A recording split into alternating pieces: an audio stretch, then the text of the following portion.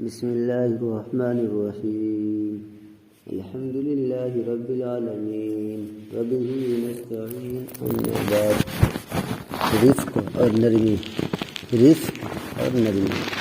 عن عائشة رضی اللہ عنہا زوج النبی صلی اللہ علیہ وسلم ان رسول اللہ صلی اللہ علیہ وسلم قال یا عائشة ان اللہ رفیق يحب الرفق ويؤتي على الرفق ما لا يؤتي على العنف وما لا يؤتي على ما سواه.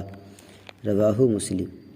نبی صلی اللہ علیہ وسلم کی زوجہ حضرت عائشہ رضی اللہ عنہا سے روایت ہے کہ رسول اللہ صلی اللہ علیہ وسلم نے ارشاد فرمایا، اے عائشہ، اللہ نرم خو ہے، نرم خوئی کو پسند فرماتا ہے اور نرم خوئی پر وہ کچھ عطا کرتا ہے جو سختی پر عطا نہیں کرتا ہے، اور نرم خوئی کے سوا کسی دوسرے وصف پر عطا کرتا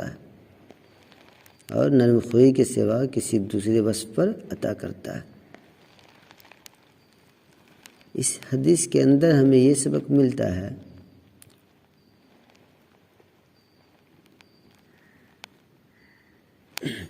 صحیح بخاری کے اندر ایک روایت آئی ہے، ان اللہ رفیق یحب الرفق فی الامر کلی. اللہ نرم خو ہے اور ہر معاملہ میں نرم رویہ کو پسند فرماتا ہے.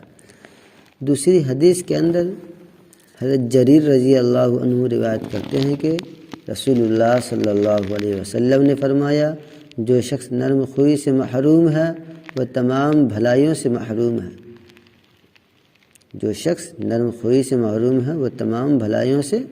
ہے.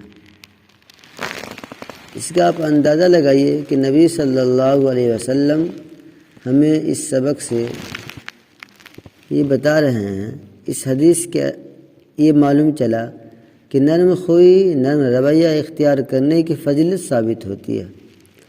جب نرم خوئی خود اللہ رب العزت کی صفت ہے تو اس کی عظمت سے کس کو انکار ہو سکتا ہے؟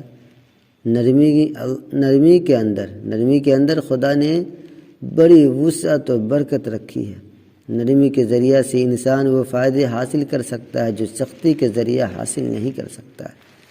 اس لیے انسان کے خود اپنے مصالحے کا بھی تقاضا یہی ہے کہ وہ آپس کے معاملات میں نرمی اور مہربانی کا رویہ اختیار کرے.